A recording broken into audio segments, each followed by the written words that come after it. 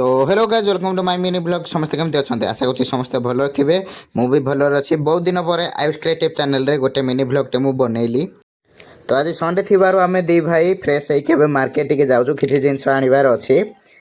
सो अब आम मार्केट पहुँची फास्ट अफ अल आम दहीबरा खाइलु भाईर मोर कहीं भाईर आ मोर दहीबरा बहुत फेवरेट आउ दहीबरा टेस्ट भी भल थिला। तापर आम माछ दुकान जाइए माछ नहीं आसिलु आज आम घरे माछ रोसई हम तो मम्मी कही तो मार्केट रू माछ नहीं आस सारा मम्मी को आम देदेलु मम्मी माछ को भल भाव में धोईकी से हलदी आउ लंका गुंड लुण मिसेकी भल भाव मिक्स करते ये माछ को भल भाव में छाणुंट। तो माछ छणा सैला मम्मी एठी माछ झोल तैयारी करने मसला रेडी करुँच। मसला रेडी हो सारा मम्मी से माछ आउ आलू पकई देइछंती।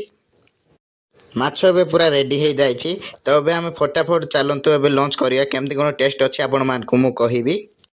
सो एबे हमर लंच रेडी हो जाइए आज लंच रे भात आउ माछ आलू तरकारी हेची।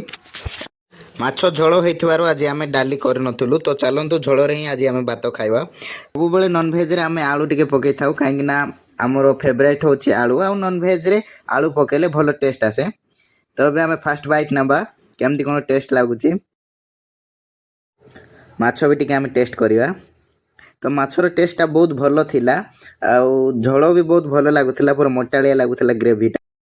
Thank you for watching my video please do like share subscribe and comment.